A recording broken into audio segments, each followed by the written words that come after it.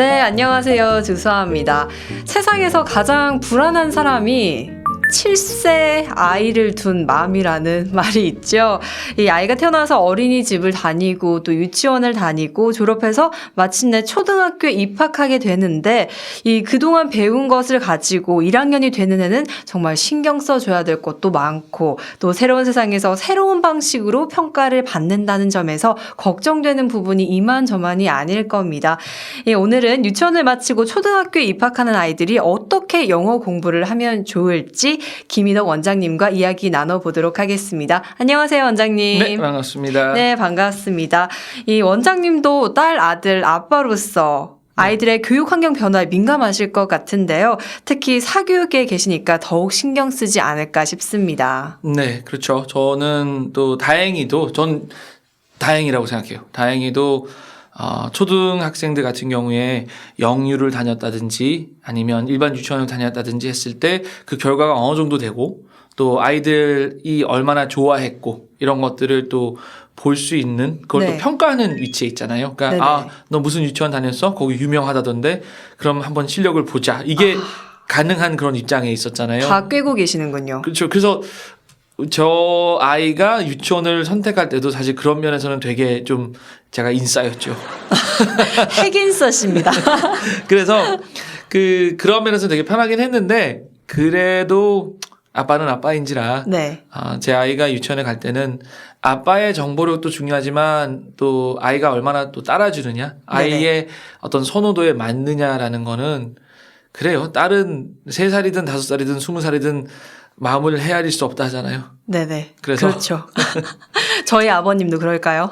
그럴걸요 아마.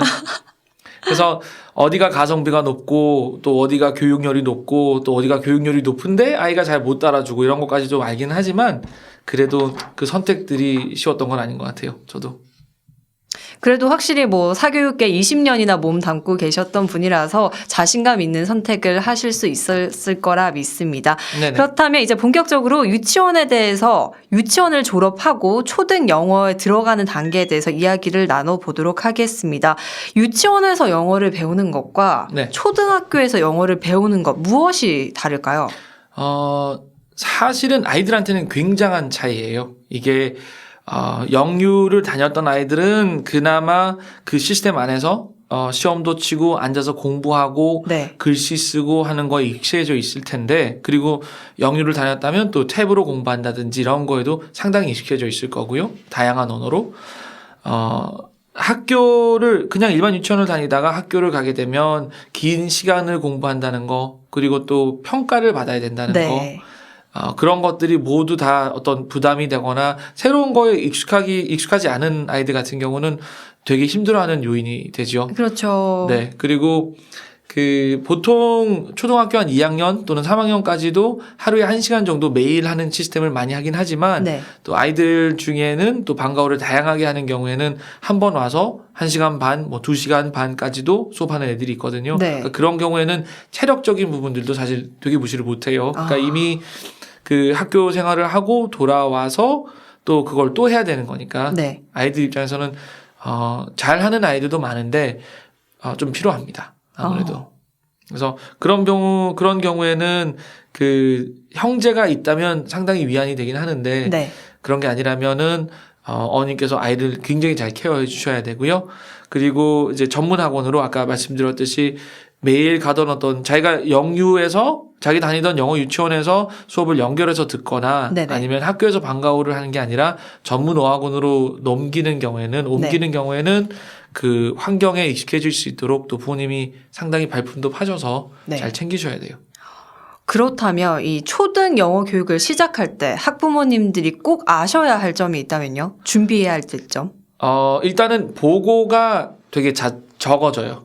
그러니까 무슨 얘기냐면 유치원이나 어린이집을 보내게 되면 저도 사실 이거에 대해서 되게 놀랐는데 매일같이 선생님들이 사진도 보내주시고 오늘은 뭐 했다라고 짧은 글을 보내주시고 진짜 우리나라 유치원 어린이집 선생님들 박수 받으셔야 돼요. 얼마나 바쁜지. 그러니까 저도 선생님이니까 이 아이들이 쉴 때 선생님들도 어느 정도 쉬고 또 재충전을 가져야 된다는 걸 알잖아요.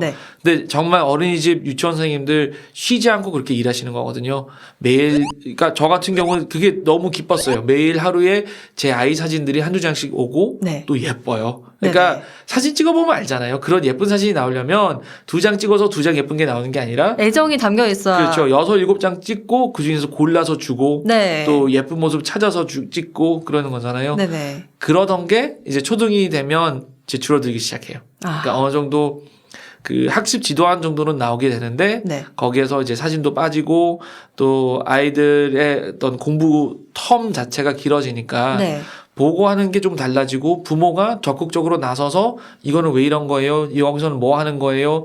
또 아이들이 복습을 잘할 수 있도록 또 챙겨 주셔야 돼요. 네네. 특히 이 영어 유치원을 다녔다든지 하는 경우에는 영어 유치원은 그래요. 다닐 때랑 안 다닐 때랑 차이가 너무 크더라라고 하시는 분들은 후작업이 조금 부실했던 경우가 많거든요. 네. 영어 유치원은 다닐 때도 케어가 굉장히 중요하지만 졸업하고 난 다음에 그 공부 시간대나 공부 양을 어느 정도 유지해주고 네. 또 액티비티 같은 것도 다양하게 해주는 게 되게 중요한 것 같아요. 네네. 그래서 그 영어 유치원까지 다녀서 공부 수준이 꽤 높다면 네. 그 수준에 맞는 공부를 좀 이어갈 수 있다면 되게 도움이 됩니다. 그래서 어머님들께서 사실 이 투자가 되게 크거든요. 네네. 영어 유치원 비싸니까 네. 경제적으로도 큰 단위의 어떤 금액을 2, 3년간 투자를 하셨으면 그거가 잘 유지될 수 있도록 네. 부모님께서 우리 아이가 이 정도 수준까지 했으니까 이 다음 수준은 어디가 맞겠다 잘 찾아보시고 일단 환경을 잘 만들어주는 게 필요합니다. 환경이 역시 제일 중요한 점인데 네네. 그렇다면 학원을 선택할 때 네. 어떤 기준으로 학원을 선택해야 할까요? 내 아이가 무엇으로 어떻게 공부를 했지라는 걸 잘 따져봐야 되는데요. 예를 들어서 유치원도 놀이식 유치원이 있고 학습식 유치원이 있어요. 네네. 그러니까 놀이식에서도 놀이식이랄지라도 영유가 되고 또 일반 유치원이 되고 네. 학습식이랄지라도 그러니까 일반 유치원 영유로 이렇게 나눠집니다. 학습식인 경우는 간단해요. 그러니까 앉아서 쓰기를 하고 앉아서 공부하는 시간이 어느 정도 있는 곳을 학습식이라고 하는데 영유를 다닌 경우 저희는 이제 영어학원이니까 영유를 다닌 경우에는 그 아이가 어느 정도까지 했고 또 그 정도 이게 영유가 사실 가면 나이별로 같은 반으로 공부할 것 같지만 그게 아니에요. 네네. 영유도 나름 큰 아이들 학원처럼 레벨이 있고 반들을 이렇게 갈라요. 그래서 네. 어떤 아이는 3세부터 영유를 했고 어떤 아이들은 5세 때부터 했고 어떤 아이들은 뭐 6세 돼서 하는 아이들도 있으니까 네. 실력이 같을 수가 없잖아요. 네네. 그러면 그 경우에 우리 아이가 영유를 쭉 다닌 아이고 실력이 제법 된다면 그 다음에 어떤 거를 공부할지 잘 정해봐야 되고요. 네. 그런 거를 수용할 수 있는 곳을 찾는 게 좋아요. 그러니까 예를 들어서 저는 어릴 때부터 쭉 영유를 했다면 국제학교 진학을 목표하지 않더라도 그 정도 수준의 예를 들어서 맵 테스트를 준비해 줄 수 있는 학원에 보내서 조금 그 정도 급의 공부를 시켜준다든지 네. 아니면 아이가 글쓰기를 잘하면 한동안은 또 읽기와 글쓰기 쪽으로 좀 집중 교육을 해준다든지 네. 그런 게 좋겠고요. 일반 유치원을 나와서 영어 실력이 이렇게 출중하지 못한다면 이제부터 하나씩 배워가야 되는 거니까 네. 이때까지 말하기와 어떤 발표하기 통해서 배웠던 기술들을 글로 나타낼 수 있도록 제일 큰 차이는 아마 쓰기와 이런 테스트에 대한 익숙함 또는 네. 적응력에 있는 것 같아요. 그래서 일반 유치원 쪽으로 했다면 아무래도 말하기 위주의 공부가 많았을 테니까 네. 노래하고 이런 거. 그래서 그런 부분들을 쓰기로 옮길 수 있는 걸 좀 준비를 해보면 좋습니다. 그리고 제 주변에 있는 학부모들 얘기를 들어보니까요. 이 영어 유치원 다닐 수 있는 돈이 한두 푼이 아니잖아요. 네네네. 이렇게 많은 돈을 쏟아붓고 투자를 많이 했는데 초등 영어를 배울 때 이 다른 아이들 영어 유치원을 다니지 않은 아이들과 네. 차이가 많이 나지 않을까 봐 네네. 걱정하시는 분들이 굉장히 많더라고요. 제 주변에. 네네. 그런 학부모님들께 한 말씀 드리자면요. 일단 학습식 영유는 기억하셔야 될 게 유치원을 보내셨다면 아시겠지만 학습식 영유를 적응할 수 있는 아이들의 숫자가 어느 정도 제한적이에요. 그러니까 누구나 네. 할 수 있는 건 아닙니다. 네네. 왜냐하면 그렇다고 해서 영어를 못하고 잘하고가는 아니니까 오해는 네네. 마시고요. 5세 때부터 앉아서 문제 풀 수 있고 그러한 어떤 성향의 아이들이 많지는 않거든요. 네, 그렇죠. 그래서 또 놀고 싶고 뛰고 싶고 그런데 네네. 그 욕구를 누릴 수 없다면 그런 것 때문에라도 사실 익숙해지기 힘들어요. 그리고 네. 아무래도 한 2학년까지는 몇 월생이냐가 상당히 영향을 미치거든요. 네. 그래서 어머니들이 그런 얘기 하세요. 우리 팀에 같이 이렇게 공부시키는 팀에 똘똘한 한 2, 3월, 4월생이 있으면 좋겠다. 그래야 우리 9월생 아이가 좀 따라가지 이런 얘기 하시거든요. 그런 것처럼 그 영유를 했다면 앞서 나가는 건 어느 정도 믿을만 하셔도 돼요. 영유를 하셨다면 앞서 나갈 수 있다고 어느 정도 생각을 하셔도 저는 네. 괜찮을 것 같아요. 대신에 연결하는 교육이 되게 중요합니다. 그래서 영유에서 했던 교육 과정들을 네. 가급적이면 이제 새롭게 교육을 맡기시는 원장님들한테 우리 아이는 이런 걸 해왔어요라고 보여주시는 것도 사실 굉장히 중요해요. 왜냐하면 네.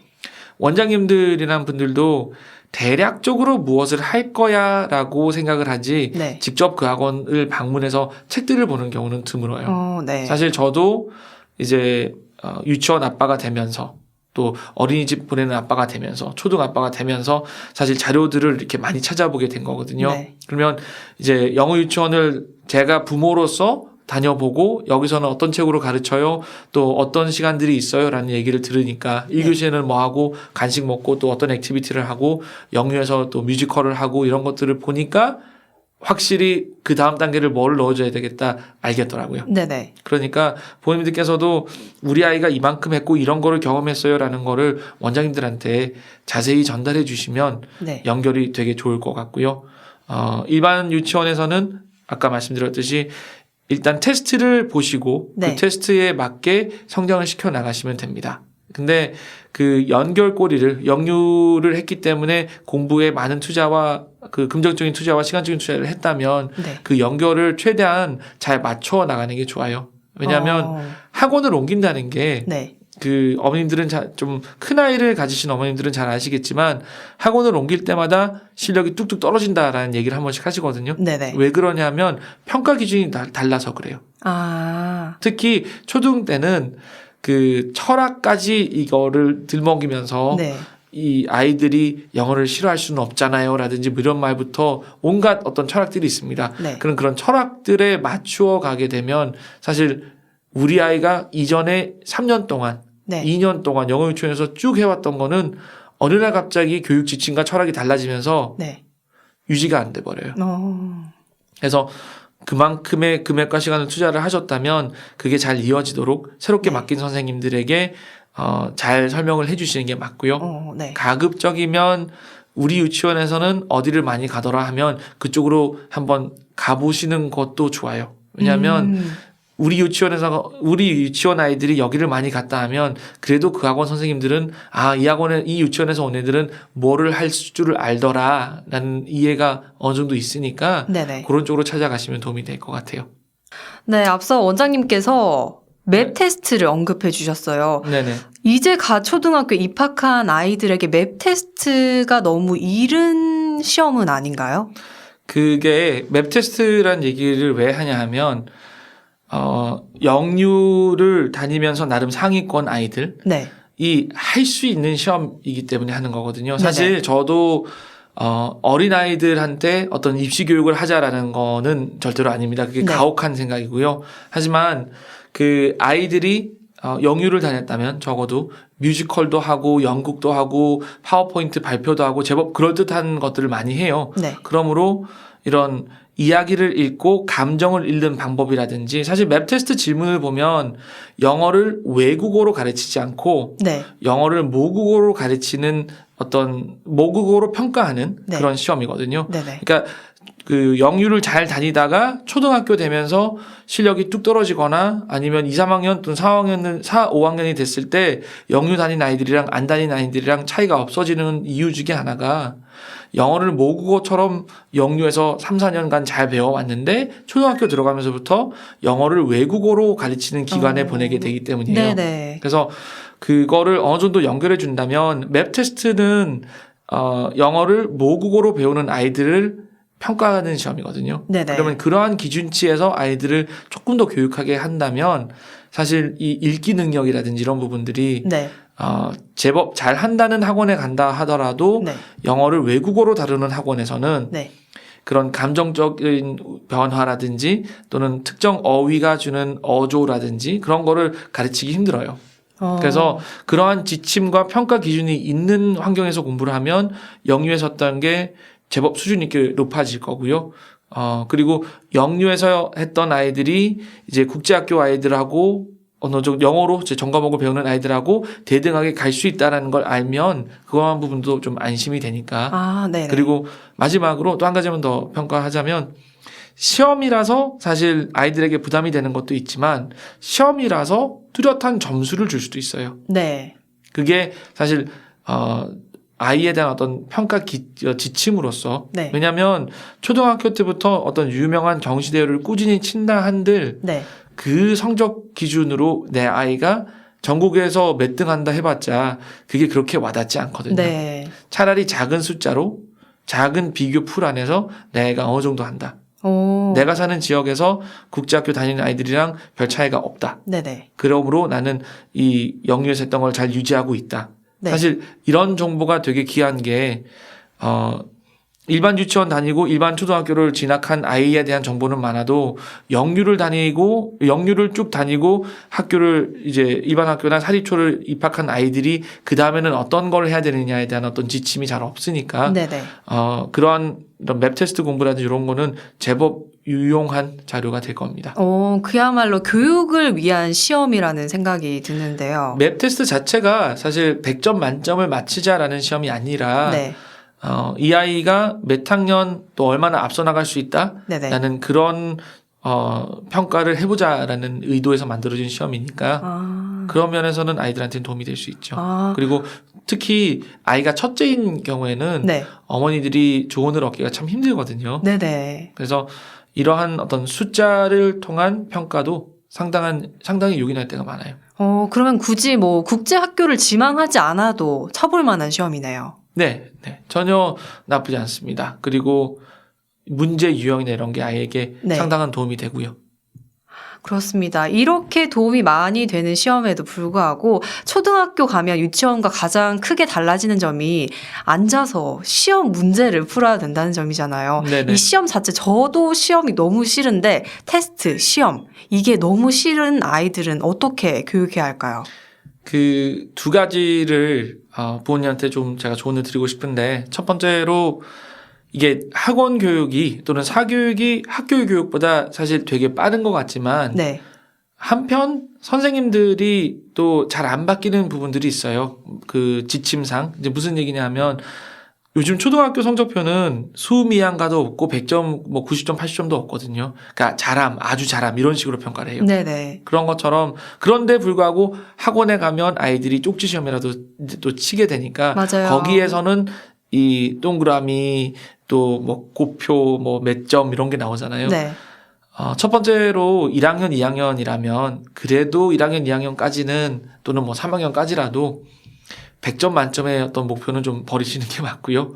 잘하면 물론 좋죠. 네. 그렇지만 아이가 커가는 어떤 성취감도 느낄 수 있게 해주고요. 네네. 그리고 무엇보다도 올바른 환경에 있다면 자기가 더 잘하려고 노력을 할 테니까 그거는 일단 아이에게 시간을 줄 필요가 있고요. 네. 시험을 싫어한다 하더라도 그래도 이게 5세부터 영유나 어떤 학습식 유치원 교육을 받았다면 네. 5세부터 공부를 시작을 시키거든요. 네네. 그렇게 돼서 이제 8세, 7세가 되면 제법 무르익은 자세가 조금씩 나오기 시작해요. 네. 그렇기 때문에 이제 앉아서 공부하고 또 배웠던 거를 확인하는 그 과정에는 서서히 익숙하게 해주는 게 맞습니다. 물론 아이들이 아까도 왜 그런 얘기했지만 몇 월생이냐에 따라 어떤 성숙도의 차이는 분명히 있을 수 있다라고 말씀드렸는데요. 네. 아이가 초반에 싫어한다고 해서 계속 싫어해서도 안 되고 또 어떻게 타일르든 어떻게 교육하든 그러한 어떤 선입견은 아이에게도 어린아이에게도 선입견이라는 게 있을 수 있잖아요. 네네. 그러니까 그런 것들을 조금 돌려놓도록 부모님과 선생님이 좀 일체가 되어서 네. 노력을 해야 되죠. 네, 알겠습니다. 그렇다면 학부모님들이 영어 유치원을 졸업시키고 또 초등 영어 교육을 시키기 위해서 학원을 발품 팔아서 열심히 선택을 해서 아이를 보냈는데 학원과 아이가 잘 맞지 않다면 어떻게 대처해야 할까요? 저는 일단 3주에서 5주 정도는 네. 한번 보내보시라고 말씀드려요. 왜냐하면 아이가 학원을 싫어하는 거는 오직 교육 커리큘럼이 안 맞아서만은 아니거든요. 네. 그러니까 환경이 너무 다르다. 네네. 예를 들어서 어린이집 보낼 때를 생각해 보면 엄마가 적응 교육이라는 데를 따라가요. 저는 제가 갔습니다. 근데 적응 교육. 네네. 그러니까 이제 뭐냐면 그 어린이집 선생님, 유치원 선생님이라 할지라도 낯선 사람들이잖아요. 네. 그러니까 아이가 낯선 환경에 이걸 싫어하지 않을까. 아빠가 그냥 옆에만 있어도 아이는 안심이 되는 거예요. 근데 그러한 성향이 오래가는 아이들도 있어요. 네. 1학년일지라도 2학년일지라도. 네네. 그러니까 낯선 곳에 혼자 있기 싫어하고 네. 아빠 옆에 꼭 붙어 있고 싶어 하고. 어떻게 해야 되나요? 그런 아이들. 일단 어느 정도까지 가주는 건 맞는데 네. 어린이집도 결국 시간이 지나면 아이가 혼자 가거든요. 네. 그리고 혼자 거기서 몇 시간씩 보내게 되고 네. 학원도 마찬가지예요. 조금 시간을 가지시고 부모님께서 인내심 가지고 이렇게 해주시면 괜찮을 거고요. 학원이 싫다고 말할 때는 일단 2, 3주 또는 5주 정도까지는 선생님하고 대화를 많이 하시는 게 중요합니다. 그리고 그 기간이 지나서도 아이가 여기는 좀 아닌 것 같다 하면 바꾸셔도 괜찮아요. 한 달 정도의 시간을 기다려주는 거는 네. 그 다음 학원으로 옮겼을 때 아이가 또 얼마나 견디고 살펴보느냐에 영향을 주기 때문에 한 달이라는 시간을 말씀드리는 건데요. 그 아이도 많이 옮기면 나중에는 쉽게 옮길 수 있다는 걸 인지하기 때문에 네. 계속 바꿔달라 그래요. 그리고 계속 안주하지 않게 돼요. 그러면 아이도 또 한 가지 중요한 거는 아이도 실력 느는 거를 봐야지 납득이 가고요. 네. 부모님 입장에서도 여기는 아이가 조금 힘들어하긴 하는데 진짜 좀 쑥쑥 느는 게 보이는 것 같아. 또 아이는 아직 좀 싫어하는데 아직 덜 익숙한데 내가 보기에는 이 교육 커리큘럼은 괜찮은 것 같아. 그런 또 생각이 들 수 있거든요. 네네. 그러니까 부모님도 그 학원에 대해서 조금 이해하고 배울 시간을 가지고 아이도 새로운 환경에 그래도 한번 적응해 보는 거. 네. 그런 거는 필요하다 생각합니다. 영어 유치원을 보냈던 일반 유치원을 보냈던 유치원을 한 2, 3년 쭉 보냈던 그런 경력이 있기 때문에 저학년 학원도 한번 선택하면 그 학원에 무슨 일이 있거나 그런 일이 있지 않은 이상 보통 1, 2년 쭉 보내게 되거든요. 그렇기 때문에 한두 달 안 맞아서 시행착오를 거치는 건 충분히 있을 수 있는 일이고요. 다만 그 텀이 빨리 바꿔줄수록 아이가 더 많이 고르게 되는 것 같아요. 저는. 그렇기 때문에 최소한 한 달 정도 이렇게 두세 군데 정도 네. 해보시고요. 그리고 가능하면 그래도 아는 사람이 있는 곳에. 그래서 사촌 언니, 옆집 오빠, 동생, 네네. 친구 이렇게 같이 보내주면 굉장히 많은 도움이 되겠네요. 상당히 많이 도움이 되죠. 그래서 사실 어머니들도 초등 영어 학원을 고를 때나 영유를 고를 때 같이 다니세요.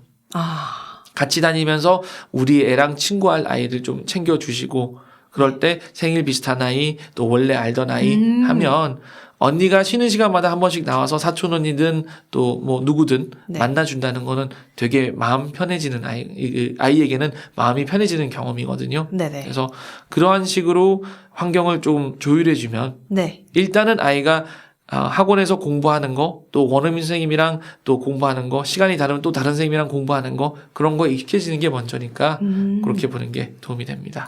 네, 알겠습니다. 이 유치원에서 초등학교 아이들이나 학부모님들이랑 적응하는 시간이 참 중요할 것 같은데요. 네네. 오늘은 초등 영어를 시작하는 아이들에 대해서 한번 얘기를 나눠봤습니다. 김인덕 원장님 오늘 좋은 말씀 감사합니다. 네, 고맙습니다. 감사합니다.